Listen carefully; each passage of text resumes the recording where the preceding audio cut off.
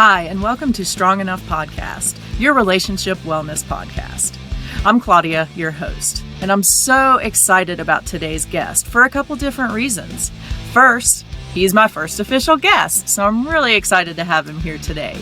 But second, I'm super stoked because he's going to talk to us about a topic that he's never really talked about before, his long-distance relationship with his girlfriend, Erin. This guy is the COO of Silver Spear Security, and he's also the security director for Shinedown. Additionally, he hosts 3 of his own podcasts. Please help me in welcoming John Guarnieri.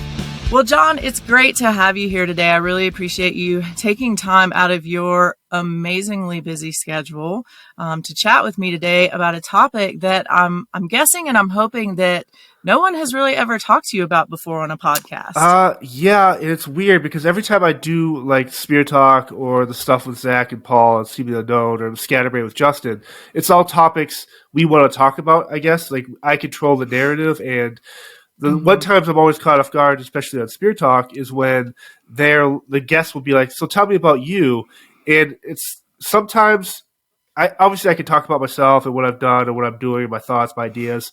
But there's always part of it where, man, what if this guest asks me something where I'm like, so tell me about the mental health when the last campaign with Obama, or, hey, you haven't seen your girlfriend in a year. How do you feel about this? Because you're talking about, I'm just like I don't talk about that stuff, but I think it's important stuff that with a show like yours or a podcast like yours, I can actually talk about that and not feel like it's out of place.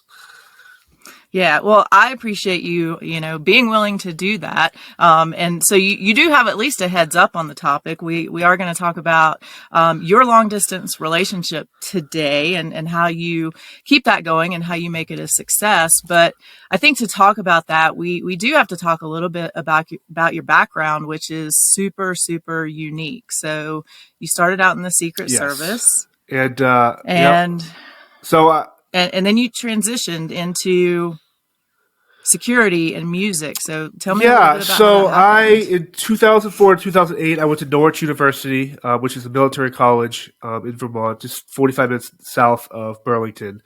And I did Navy ROTC there for 4 years. Loved it. Loved waking up in the morning, Reveille, the PT, all the marching. Loved it all. And junior year, 2007, my friend who graduated the year prior, it was now in the Secret Service doing the motorcade unit with the presidential limos and the Beast and all that stuff. Said, John, you would love this.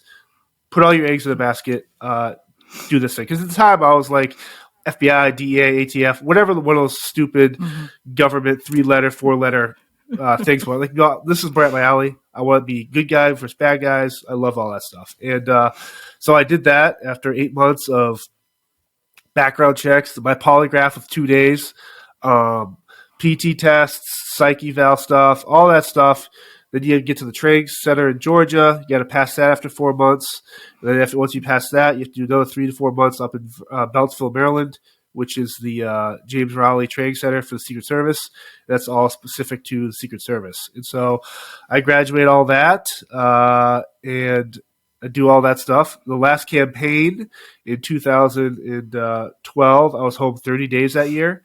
And I kind of got burnt out. At the time I was married, I subsequently went through a divorce, was drinking more than I should have. Not at work or stuff like that, but when I had 2 days off, that first day off, I was like, I just need to drink. And my health, my fitness, I was like, I gained too much weight that I didn't want, obviously.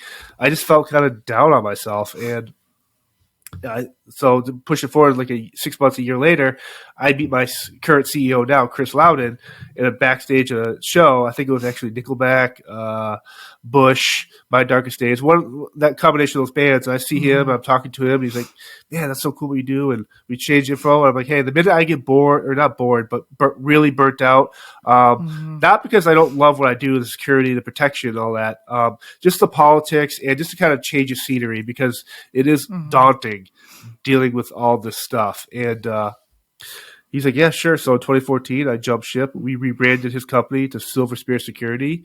And it's been 6+ years since, and it's been going really great. I do want to hit on one thing you said. How nerve-wracking was a 2-day polygraph? Super because like you go into it, you kind of do research on. Obviously, you see the movies, TV shows. These are whatever, but they'll ask the same question like 20 times, but rephrase the words. Oh, you would know this, but they rephrase the words or change the question around, or they add stuff. But then they'll try and catch you off guard with a random. Have you ever had sexual thoughts about animals? Or like different questions where it's like, yeah, we've done enough. Like this person's a good person, but let's see how he reacts to where's his baseline on where he's telling the truth and all this. And I was just like, whatever. But like the government, as you would know, is different.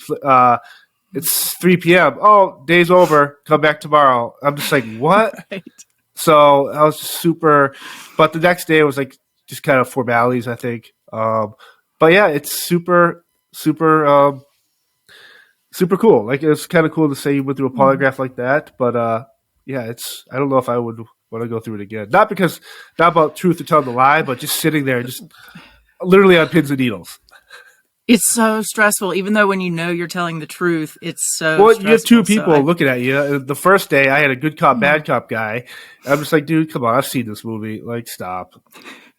Like, you've already talked to my 45 neighbors everywhere I've lived, my priest, where I've worked. Like, you already, like, just stop. I am glad to hear that you also got the animal question, because I got the animal question and I was like, what has somebody told them about me? Well, that's what I'm saying. Like, to even bring up this question. I'm just like, what? Are you kidding me right now? I want to say, I shot one raccoon because it was attacking the chickens. Like, what are you talking about? Yeah, it's super crazy. But you also think about these people that actually have done this that comes out in these polygraphs. And it's like, there are really sick people in this world. That's true, because somebody had to make that question be asked. Yes. In the beginning. Yes. So I guess we need to be thankful it's on there. I guess. For some reason. Yeah. Let's steer away from that. So it's been 6+ years that you've been with Silver Spear, and from my perspective, it almost seems like you're the face of that company. Would you agree? Yeah, I would say, because this is why.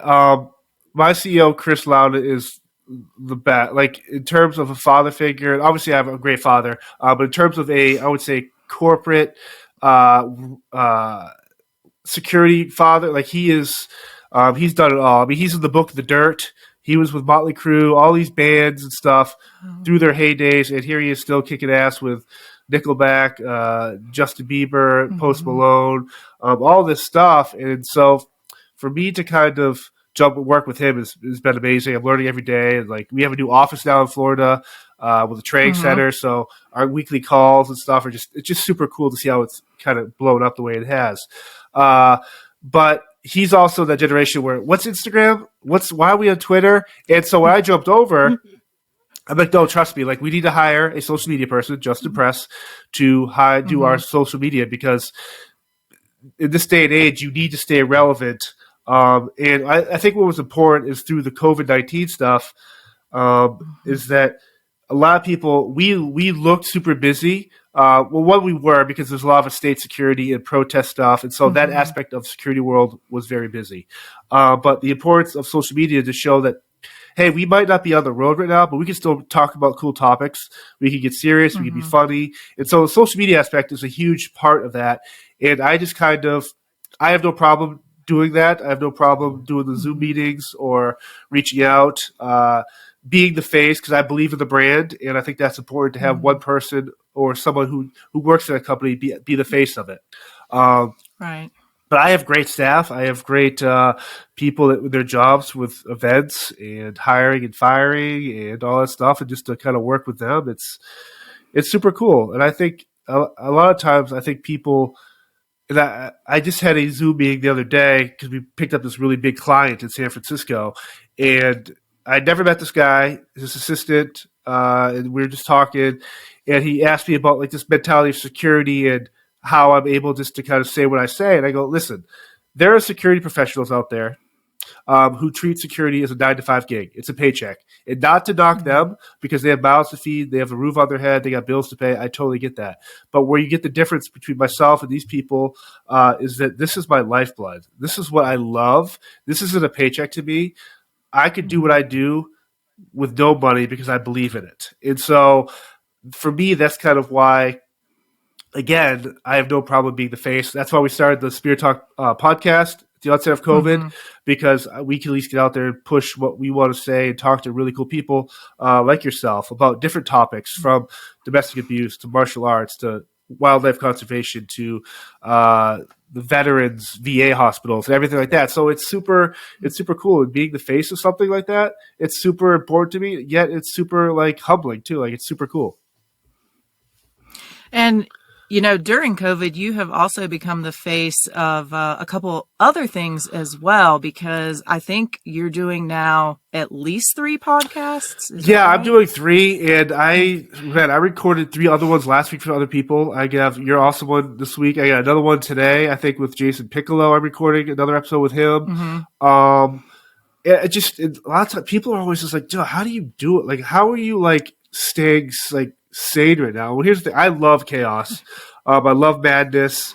And I always love the idea of pushing myself further. If I could go 1 minute longer or an hour longer, or just to kind of build up that stamina, because again, I believe in what I talk about. I'm very protective of what I represent and who I represent, and whatever I can do to kind of talk about this stuff. Like, I love it. I think people just kind of, they feel they get kind of pigeonholed where they just kind of accept what they're doing now, but you could always push yourself a little bit further. And I try to do that. But yeah, I have 3 active podcasts that I'm literally part of, and I'm always jumping on other people's. Yeah, that's awesome, because you have so many interesting stories to tell, I think, in so many different arenas that I know I appreciate. Yeah, there's some too where that. It's like I guess I have the experience and different craziness going on with like my background currently when I'm doing all this stuff, but I can also have no problem unabashedly being myself. Wear your heart on your sleeve and just do what you want to do, obviously safely and whatever, but I'm going to live the life I want to live the best way I can. And if that's me being more outgoing and whatever. And what's funny, it's been a year since obviously the pandemic first thing. And I used to do these, well, I still kind of do them, but these Instagram lives where I would be drinking or playing music or Q&As or just doing these really bizarre, stupid things. Well, I just do it out of boredom. And you know what? I got some Coors here or thing of Jack Daniels. Let's make some drinks and just have fun with my followers. And it turned out like I get these messages when I first started doing it, but still do, going with screenshots saying, hey, thank you for this. I was having a bad week, or I was suicidal, or my depression was really bad because I lost a family member or my job, or we were all home stuck in the houses, right, for those 6 months or whatever. And people say, hey, you really helped. I can look forward to the end of the week on Saturday night knowing you're doing this. And I never did it for that, but it kind of, for me, I had to take a step back and go, man, you have no idea the joy you can bring other people just by being yourself. Right. And so I guess I would encourage people to smile, to laugh, to show emotion, get angry, but your actions, people look to your actions. And I think people resonate in different ways, or however you handle yourself. I think it's super important to kind of, we all have a duty to just kind of put ourselves out there, because you don't know how it benefits yourself, but how it can also benefit someone else that needed that day. I think that's so true. And I think what's so interesting about you is that people see you, as this security director, this presence, who's very stern and serious. And then to get that other side of you, because I have seen some of those Instagram lives, very interesting. If you have not seen them, be on the lookout for the next one John does. But I think it's cool that you are willing to present that goofy, true there's side a yin of and yang. I think so many people are just like, and I know some great security people they're just like, I'm not gonna say locked on, because when I'm working, I'm very locked on. But there are people that they'll go through their life just being that person. And I think we all have these personalities inside of us that, for me, I need to let out that goofy, stupid, dumb, laugh at my own jokes, humor, because it only strengthens my other personalities too, and vice versa. And so that for me, it's a great release just to kind of get it out. And I can still be great at my job and still be that funny, goofy person, because I think people respect you more, because now they're like, oh, yeah, he can be great, but the minute you mess up, he'll snap. And so that's kind of why. But it's a beautiful yin and yang of just, I think everyone has these really cool personalities, but they're just afraid to either put them out or talk about them, but just be yourself. And I think you'll kind of strengthen yourself if you do that. I think that is what it is. People are afraid to do it. You know, they're afraid to show that goofy side or that yang side to themselves. So I appreciate you doing that. I think it does mean a lot to the people that kind of know your work, to see that other side of you. So Thank you for that. Awesome. So I know that Silver Spear works with a lot of different events, different groups of people. But one of the big things you guys do work with is bands and musicians. So is that an avenue that you chose for yourself, to work with bands, in Silver Spear, or that kind of got chosen for you? I think because my security background was the Secret Service and protection, it was a match made in heaven. I think that's why ultimately I told Chris, hey, when I come over, we'll overhaul the events, the cruises, we'll do all this crazy training stuff. But when I have the opportunity to go on the road, and I'm grateful that I could Nickelback, cool. Shinedown, cool. Smith & Myers, cool. Whoever, I have the luxury of picking who I go out with in the sense that I believe in these clients specifically, and I want to work with them and do what I do for them. But I think I love the physical aspect of being out there, the advancing, the handling of day-to-day activities, the security aspect of shows. I love that, being hands-on with it. So it only felt natural to kind of do that kind of smooth transition, because protection's protection. I don't care if you're watching your house, your cat, your neighbor, your loved one, or a band. Like, you still have to have the same principles in place. It was just obviously a little bit different. Where touring with a band is a little bit different than touring with the Department of State or Obama or that type of stuff.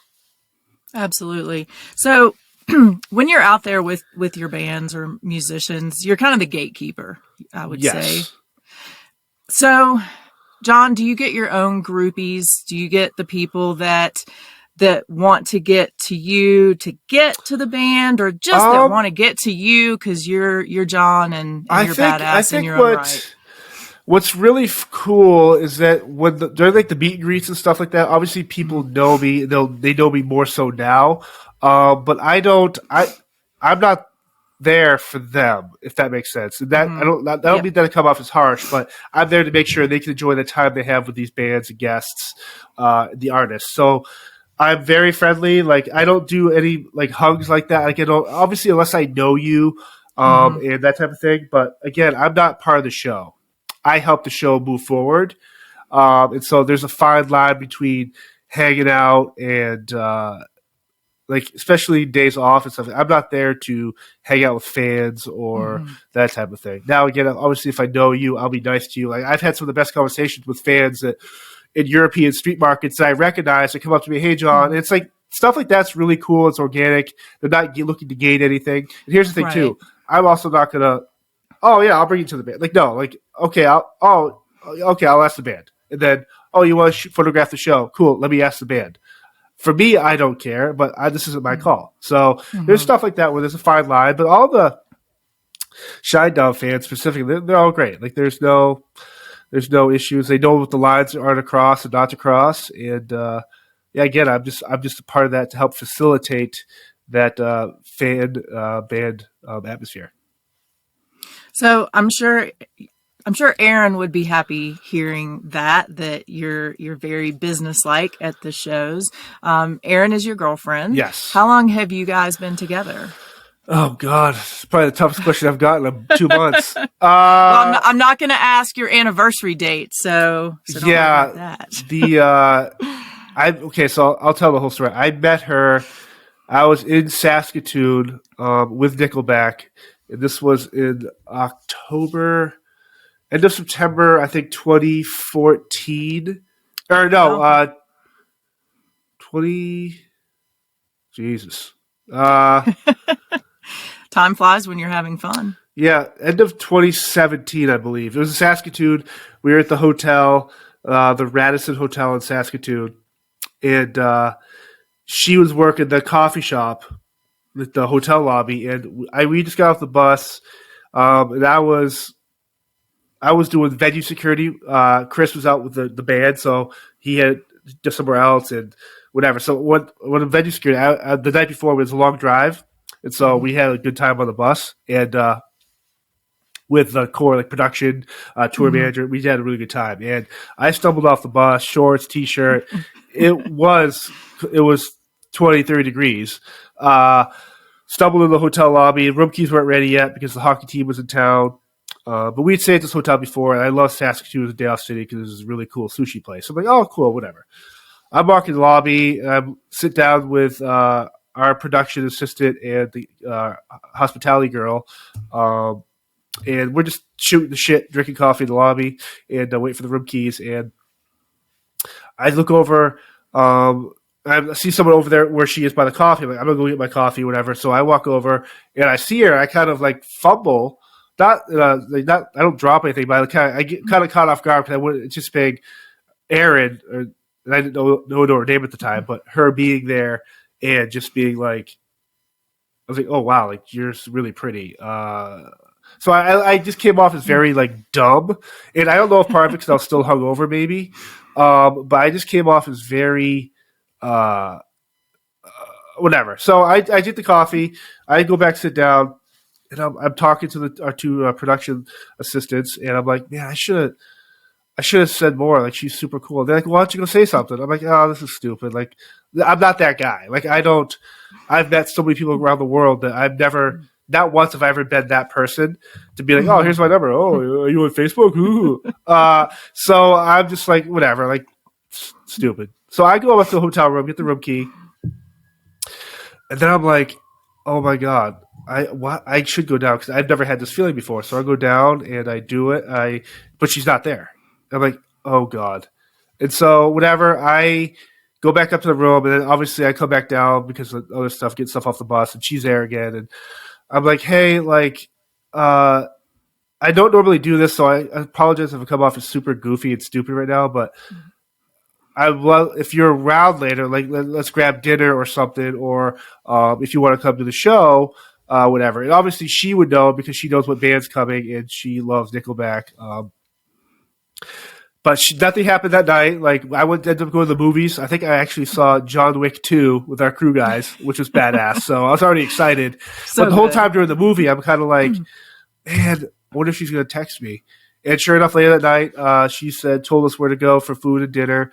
And yeah, she'd love to come to the show. And she came to the show.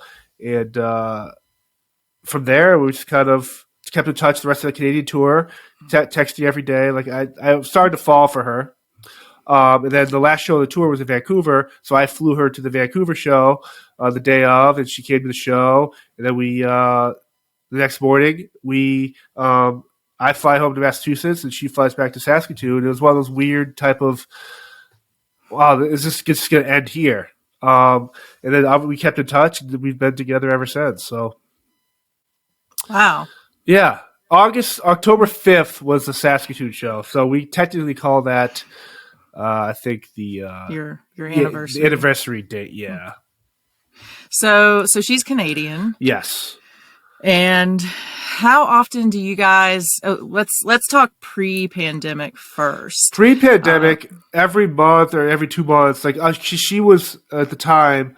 I know there's some. Whatever, because the pandemic's affected Canada a lot differently, so gymnastics is obviously slowed down. But she was on Team Canada.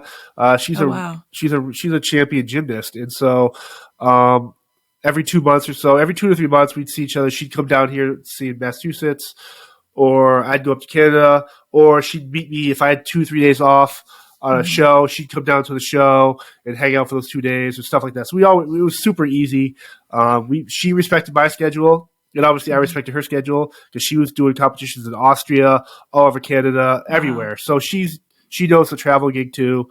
But yeah, when the pandemic hit, that border is still shut down, and there's loopholes here and there where she could come down here or up there, but it's just like no one has 14 days to just force quarantine. Where it's like it's not like you don't want to do that. You could spend the rest of your life with this person, but in this current situation, you can't do it because there's work, there's other stuff. Like she works full time too, so there's other stuff where it's kind of they put you in pigeonholes. And even what they did recently is that if you go back to Canada from somewhere else, you have to stay in one of these 4 cities for 3 nights in a hotel at your cost before you fly home. And it's like, what do you like?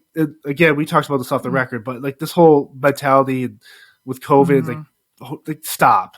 And so it's just like financially, sure, I could do it, like no problem. But it's like, why put someone through that? And so I'm not gonna lie, the first couple months of it were I was super. I'm not gonna say depressed. I would say I was super bummed out, and I think there were times when we would nitpick each other. I don't know if it was for the attention, but not necessarily start fights, but just kind of like I would take out my anger towards the situation and be like, "This is so stupid. What are we doing? Like, what, you can't even come down for my birthday," and for selfish reasons. But it took me that after a couple of months, where obviously we talk every day, again with technology, Snapchats, Facebook Live, or Facebook, or FaceTiming. So we can always see each other talk. That never changed. But it took me like 2 months after, probably in March or May or whatever of the pandemic year, 2020, to be like, you know what? There are men and women who are together or serving overseas where they have families, they're in hellholes, and I can't even comprehend what they're going through. And here I am bitching that my life is tough, and I'm not that type of person. I'm like, what are we doing? So we both realized, we always say, hey, this could be much worse. We fight through this, we stick to this, and we get this done. But yeah, it's super different. A lot of people are very they're like, how do you do it? Well, you do it. If you believe in something or someone, you do what you can to make it work, and that's kind of what we've been doing. So you guys still have not seen each other? I have not seen her for 1 year and 3 months. Wow. Yeah. That's insane. Yeah. So I guess the border's opening up in end of next month or something, times May, which she'll be able to come down. So we have plans in place. But again, now work's starting up again. So it's just like, it's all great problems to have. Like, I'm forever grateful. Like, I will never but yeah, there's other paperwork we're looking at now too, where it's like, hey, maybe we do have to get engaged or expedite some stuff, where it's kind of at least get the paperwork going. Where it's like now it's like, because the wording is, there's not only businesses and families suffering because they can't go to their summer houses or their businesses of work or everything like that, but define significant other. Like, why do I have to be married to this person to consider this my life partner? It's just the wording like that, where it's kind of like, I get on paper why it helps cut down the curb of whatever, but here's the thing. If social distancing and masks were working, where does it matter where these people are coming from? And so I'm just like, again, that was more of the anger. I was like, what can we do? Like, I know people to go, like, we can find loopholes here. It's like, at the end of the day, like, you know what, take a step back and just be grateful that you have someone to even have these conversations with. Right, absolutely. Do you think it was a little bit easier for you guys to deal with the pandemic because your relationship started long distance? So the long distance, I definitely think helps because we were already 2 years into it, just doing it, and so for us, that's not really a problem. And plus, the work schedules, normal years, our schedule. I'm seeing her in 4 different states I didn't think I would be seeing her in, or going to these different Canadian cities with her, or whatever.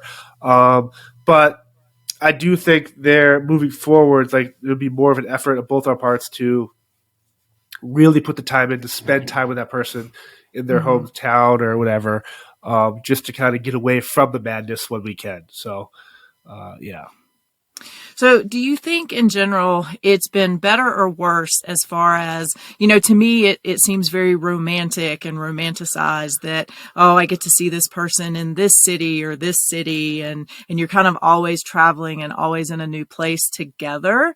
What do you think about that? Do you think that makes things better, or is it kind of worse that, oh, we just don't get to stop and slow down and be at home? Yeah, and I love those moments because I have no problem just laying in bed or just watching a movie or just eating a bag of popcorn skateboard, like just being goofy in the yard. Like that for me, those are the best moments. But when it comes time to different cities and stuff, like you can still have those experiences with that person in these different cities. Yeah, it's not your home or her home or whatever, but you can still try to do restaurants, like as well as the cool things where it's like, I've been to this restaurant, but hey, you find a cool restaurant, maybe we'll enjoy it together or something like that. And so, yeah, there's different stuff. I mean, you make it work. Like whether I collect magnets, so I'm always getting magnets that represent times we spent together in cities. So yeah, there's little things like that we do too.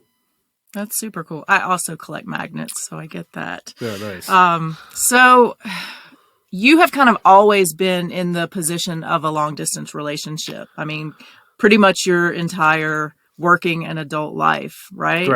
Correct. So, I mean, what does a normal relationship look like to you? Yeah, I mean, I have plenty of friends and family that are obviously married couples or dating a long time, and I never get jealous about that stuff. Like, I wish there are times where we're all together where I could have Erin there, or I'm sure vice versa for her. I'm not going to speak for her, but I would assume she'd say yes. Yeah, where it's like, man, I wish I could be out here hiking with my girlfriend, or at the concert with my girlfriend, or out to dinner with our group. I also have no problem being the third wheel either. So I am more than happy ruining other people's nights too. So no, but I mean, for me, I just the ups and downs, the little things. Like I don't know. Like, I always envision doing yard work together, or housework, or Sunday drives, or just doing stuff together. Where it's like, yeah, you can have bad days and you can have great days, but at least someone there to kind of talk to for advice, or, I mean, for me, that'd be the ideal relationship. It doesn't have to be, and having a sip of coffee at the Eiffel Tower. Like, for me, sure, that's cool, but it's just the little moments, no matter where we are, for however fleeting the moment is. That, for me, is, I think, defines the ideal relationship. Nice. What would you say has been the biggest challenge for you guys in starting out with a long distance relationship? You know, I think a lot of people, they meet and they're together for a period of time, and then there's travel involved or whatever. Well, but from the get-go. Yeah, I think the first thing is trust, because you don't really know the person, right? And so you kind of have to tell them about your life. And so, funny story, one of the first things, because I didn't tell, obviously when you meet somebody, you're like, I used to be married. I'm divorced. Like, you don't say that because it's like, you don't want to scare this person. Now, but for me, though, I'm very open. And it took me like a couple of weeks after, but hey, just so you're aware, yes, I am head over heels for you, but I think it's only fair to you to let you know, hey, I was married. And it took me a while to even be like, oh God, she's gonna be scared off, because I think there's a stigma of going through divorce, and especially there was. I mean, now I think there's so many people don't value marriage, the idea of it, that it's just kind of thrown away. But for me, I was kind of like, oh man, this is, I'm gonna be super bummed but I'll understand it. But she was super. She's like, well, stuff happens for a reason, and tell me about like what happened and stuff. And it's just, she's very welcoming, like very supportive of, hey, your life is your life. And your past is your past. We're here now, and hearing that stuff like really reaffirming, oh, cool, this girl is really awesome. Nice. So you said, you know, a lot of people don't value marriage anymore, or kind of that concept. And, you know, I hear a lot of, especially younger people say, oh, I'm never getting married. What's the point? It's just a piece of paper. So having been divorced, what are your feelings on that now? Well, I would say to those people, you're going based, like, I don't know, like that's a whole other thing. For me, I don't have any regrets, and so yeah. For me, if I was kind of like, well, man, maybe I'll never get married again, or I'll never find this other person. I think that's just stupid, selfish thinking. Like, there's literally someone on this earth for someone else, and you just gotta find that person. Whether it's finding yourself first before this person finds you, or vice versa. But that option is there. Everyone can be happy, and they deserve to be happy. But I wouldn't. If I never got married, I never would have met Erin. And so it took me a while to realize that, where it's like, I had to get married, I had to get divorced, and I had to change jobs to get this step. And maybe one thing led to another. Maybe it was just the right time, the right place, the right time for us. But there's nothing I would change in terms of the idea of the marriage divorce. Yeah, I was sad afterwards because I was like, oh God, I let my family down and grandparents. Like I come from an old school family where it's a time I was the first divorce in the family. Wow. So I was like, oh God, but like it's again when you have great friends and family, it's like, hey, it's part of life. You can only control so much. Whatever. Like it wasn't a messy divorce. Like there's no fighting over anything. Like there's nothing bad about that. But it's just, you know what, it happened, and that was really cool to have like the family and stuff, friends support, whatever. But yeah, that's basically how I feel about it. I think you have a great attitude. I completely agree with you in that everything that we go through has brought us to the place that we are. And Right. I know sometimes that's a cliche way to look at things because nobody wants to go through the really hard stuff. But if we didn't go through those things, we wouldn't be exactly who we are today and where we are today. So I really appreciate that. That concept from you and that's kind of what you live by. So what advice would you give to other long distance couples, people who maybe have met and are together and now one is starting to travel or the other is, or maybe they're like you guys and, meet somewhere and immediately go off in their own direction. But, what do you think are the keys to success?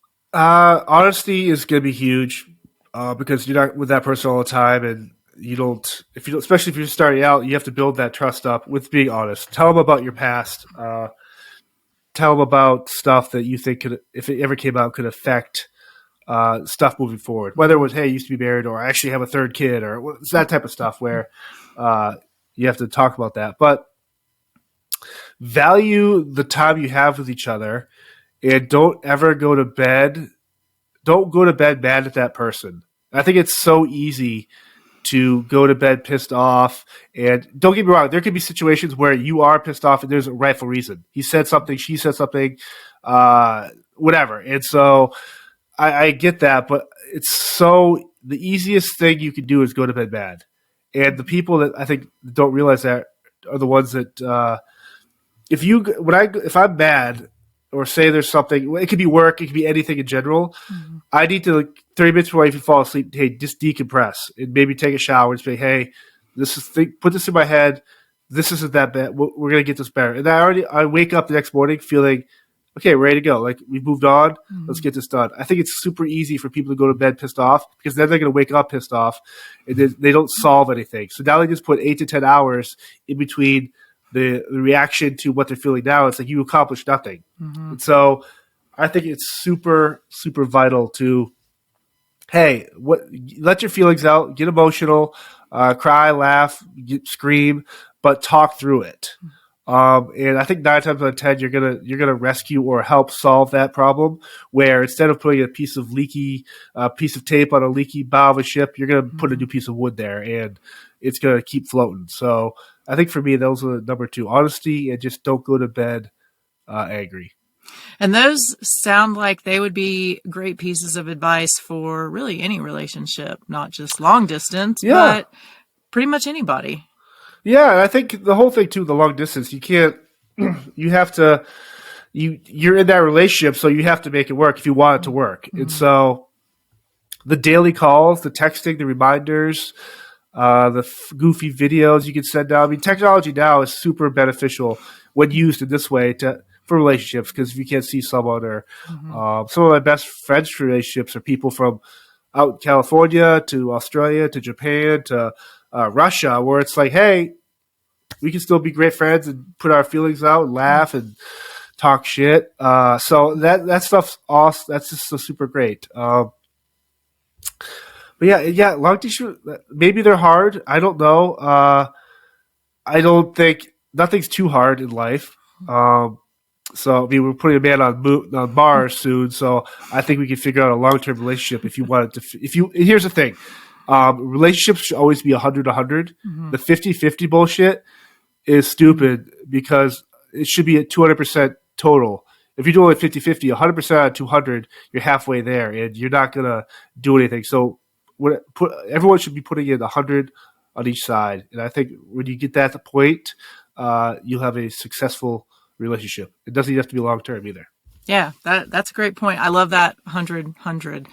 That is perfect, because the 50-50, then you're only doing half.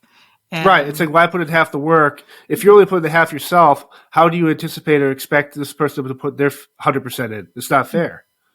What would you say to people who think the perfect relationship isn't work? There's people out there with that misconception that, oh, well, if this was a great relationship, it's easy. It doesn't take any work. It should be effortless. I would say stop watching TMZ and these Hollywood weddings that are people broadcasted. And here's the thing: those couples, they might be happy, and I think it's different because they have to put their stuff out there in social media to appease their sides and their people. But I don't know. Like I don't know. It's a really good question. I don't. I don't even know how to say it. I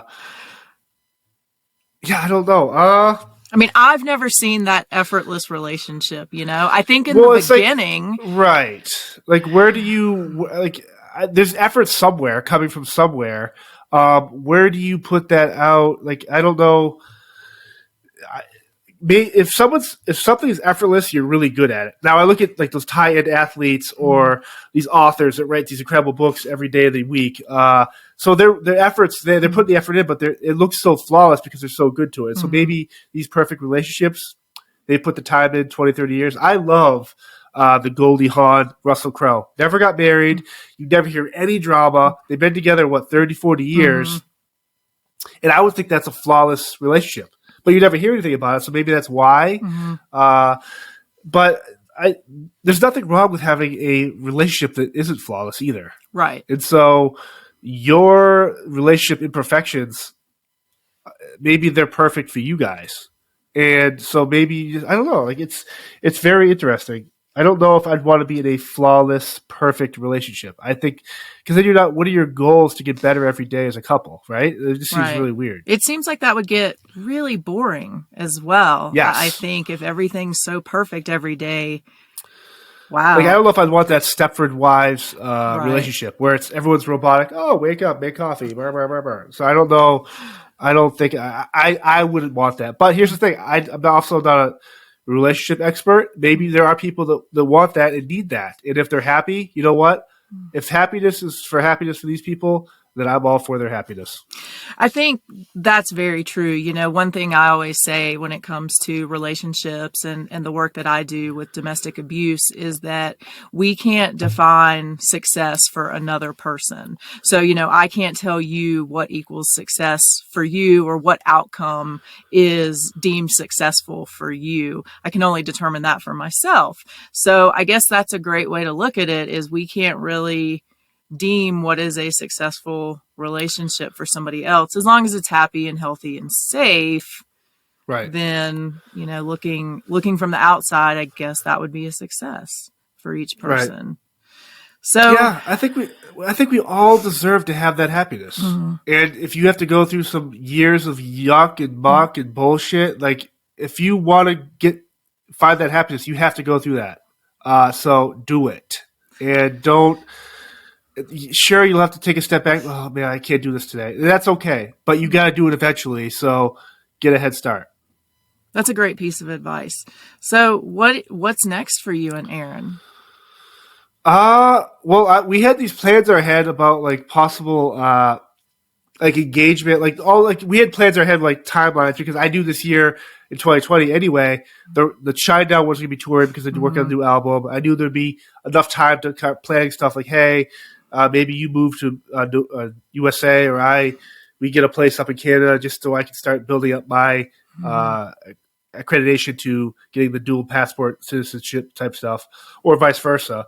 But yeah, it's just kind of taking it day by day with everything. Like, our relationship is super strong right now, and it always has been. And I think the first thing will actually just be getting to actually hug each other, kiss each other, because it's been too long. Yeah, like it's just we have plans because every time like a new country opens up with a pandemic, like, oh, we can fly there. But I'm like, oh yeah, I can get there, no problem. But you're gonna have to spend 45 days in a wooded ark outside your country because they don't want to let you back into your home. Yeah, so we're always looking at stuff. We're always trying to create these new things where we can put on paper. Like, oh, we should go back to because one of our great trips we did was went to Banff.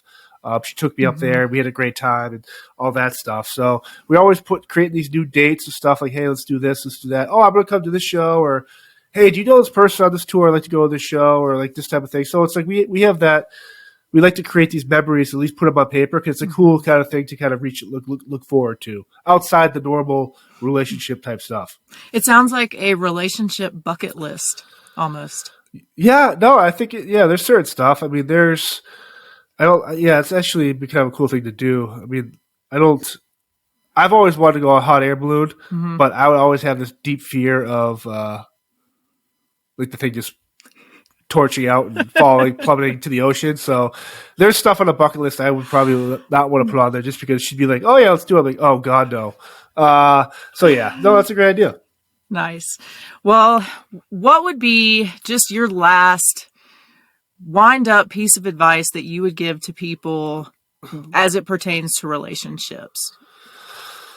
Whew, man, this is breaking a sweat out here on this podcast. Nice. No, this is a super cool question because again, I've never asked these, and I love the fact that I'm not prepared to ask them or answer them. I would say that in life, there are going to be some really dark days.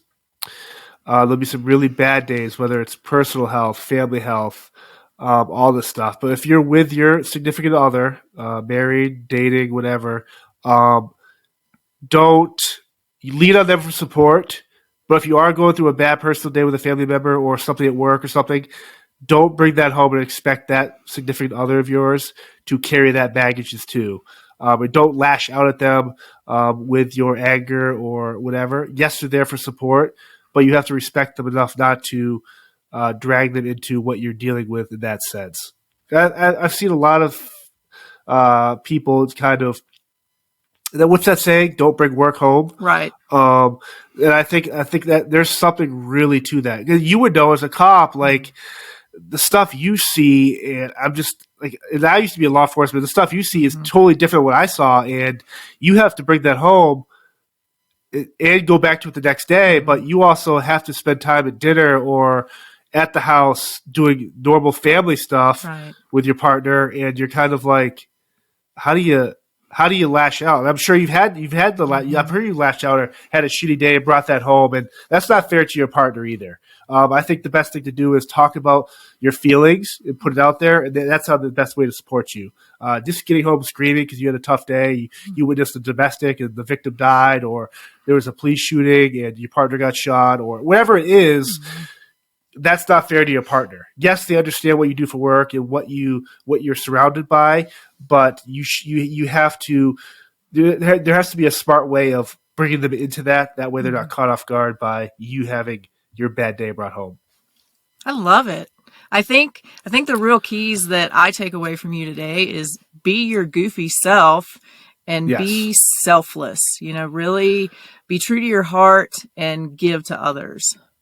Yeah, I think that's super important. It's so easy to take, but just being yourself, you don't realize what you give someone else that's having a bad day or needing to hear your advice. And obviously with your podcast, somebody can listen to these episodes you're doing and be like, man, I didn't know I needed this today. And I think that's the most important thing someone can ever say to you is, I didn't know I needed this. And that's a super cool thing. I think you're going to do awesome things on this podcast. Thanks, John. Well, I appreciate you hanging out with me today and sharing some things that you have never shared before. Yeah, never. I'm excited that I made you sweat a little with some of these questions. That's been pretty cool for me because I know you're a pretty seasoned host and guest here. Yes. So, it was super rad. I think you I love it. I'm excited to see who else you bring on this podcast. Me too. I want to see some other people in the hot seat. Yes. So, and you will see some other people in the hot seat coming up very soon. So, John, thank you so much for your time today. I really appreciate it. Enjoy your travels that are coming up in a couple weeks, and hopefully you and Aaron will be together again very, very soon. Love it. And you can come out to a show too, so we'll have fun. Fantastic. Sounds great. Awesome. Thank you guys so much for joining me today. I hope that you really enjoyed the conversation I had with John. I know I learned a ton about him, a ton about the success of long-distance relationships and what you can do to have success in your own relationship, whether long-distance or not. Have a wonderful week. We'll see you next week. And remember, you are worth it.